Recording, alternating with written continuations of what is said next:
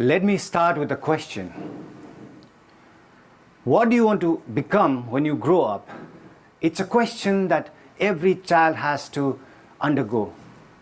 It's a kind of question that every adolescent has to come up with the answers, clear-cut answers for. Pilot, engineers, doctors, what if I tell you the answers does not even matter? Because the question itself is flawed. Namaskaram Thrissur, hello world, I'm Dr. Sudarsan Tamang. I'm from Darjeeling, a beautiful place nestled in the foothills of the Himalayas. It's my honor to be here in Thrissur, a thriving city full of millionaires and billionaires. My story begins in a very humble place, Darjeeling, and whatever, I started with a question, and that question does not even apply to me because I was always out of syllabus. When I was in college, I wrote songs for the rock band Mantra. I wrote over 60 songs, and some of the songs are widely viewed and one of the most viewed online songs in Nepali.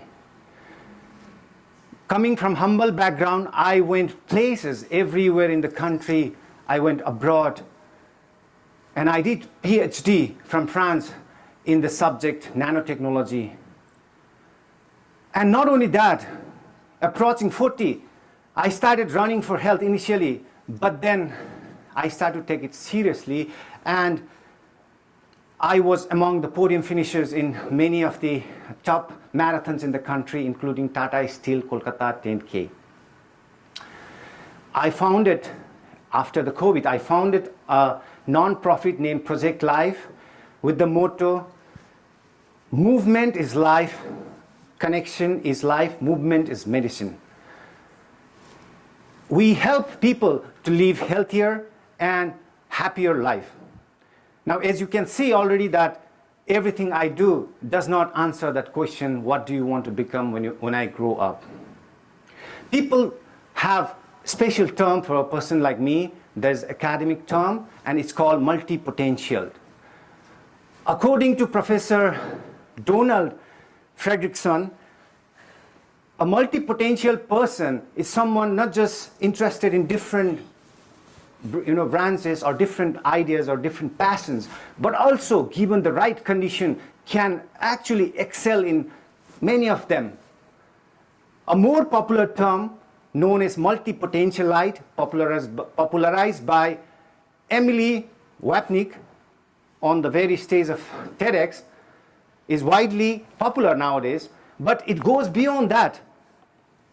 In Western history, people used to refer to as polymaths or Renaissance people.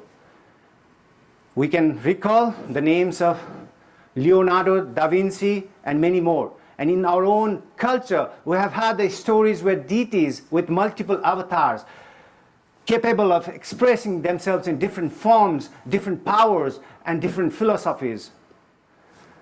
People think that multi-potential person is a gifted person. It's not. It's not the magical combination of John Lennon and Einstein. It's very simple. There's a growing consensus that children are naturally multi-potential.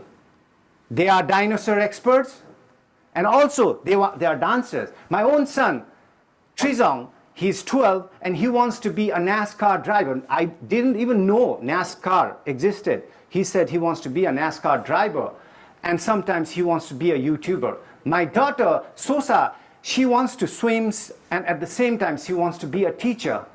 So, multi-potentiality comes naturally to the children, but something happens to the children. The society tells them to narrow down, squeeze, and pack them inside one single box.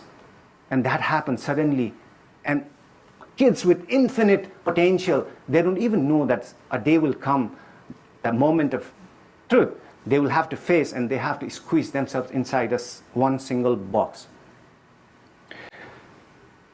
Social scientists believe that this transition happened, this cultural norm shift happened from multi-potentiality to specialist because of the great industrial revolution and division of labor. Whatever may be the cause, but the kids with infinite potential will have to come to terms with this idea, the very idea that you have to go inside a single box. Now, how does it matter today? Today we live in very uncertain times, as you can already feel. One single tweet can crash the market. One new algorithm can make somebody lose the job. Mindless wars, shifting global orders, climate change, terrorism, and many adversaries and uncertainties are there. In uncertain times, marked with rapid technological changes, unpredictable economies, and cultural and political upheavals, they all demand a single one thing, one idea, a person with different skill set. And let me tell you, multi-potentiality, which comes naturally to kids, naturally to human beings, already fulfill these criteria. Let me tell you why these multi-potential people fulfill these criteria. Number one, resilience. I can tell you from my own experience, when people lose job, they not only lose the job, but they also lose identity. They cannot come to terms with that. But multi-potential people, they have switched, roles. They have switched so many roles that it comes naturally to them. So they can cope up with loss of one identity, they can switch to another identity. They are not afraid to start from zero. If they are failed, they can start afresh. For example, I started running at the age of 41, no problem. And I have no problem starting anything from zero. The biggest problem for a specialist is that the empire they have built upon so many years through hard work and dreams and passions, suddenly if something happens that collapse because we don't have control over everything in the world, they collapse. Not only their job collapses, they themselves collapse. Number two, holistic thinking. Today's the problem, every problem from global warming, climate change to social justice, they are all interconnected. And siloed concept, siloed specialists cannot solve this problem. We need boundary crosses. We need person with multi-potentiality, multidisciplinary exposures to address this problem. We need people who can bring not only ecology, politics, but also empathy and ethics into a same room. And number three, innovation. You may have heard the phrase that necessity is the mother of all invention, but nowadays the necessity itself is the invention. You create the necessity first, and then you want to have that product. So in this kind of competitive world, highly innovators are required, and multi-potential people have innate, natural tendency to connect dots. They can connect dots. They can bring the expertise of science and arts and music, everything in one product. For example, when I write songs, there is a hint of science in my songs. And when I do the science and I write the article, when I write the introduction, there is a hint of writer in me, in that science. So this kind of ability to connect the dots is so important today, because you have seen that there are so many problems that cannot be solved by specialists, cannot be solved by two military generals or somebody who are specialists in one field. We need people who can connect dots. And last but not the least, my favorite part, I love this term called purpose of life. In Japanese, they also call ikigais. And multi-potential people have always, it's not the one-upmanship show. Multi-potential people They do things not to prove something or to achieve some grade, but they do things out of curiosity. They just want to know. They just want to know. How does it work? For example, during the lockdown, I started playing chess, which I had never done in my life. And I'm mentioning this because I know Thrissur is famous for chess culture, and one of these speakers is also the grandmaster. And I achieved within 2 or 3 years the online rating of 1900. And I'm sure if you are playing chess, you can understand. It's not great, but it's something.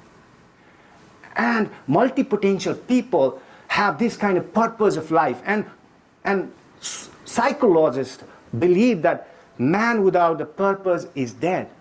It's all dead. And therefore, these are the things. And also, not only the job, but the nature of the job itself is changing. Let me quote my favorite journalist in India right now, Palki Sharma.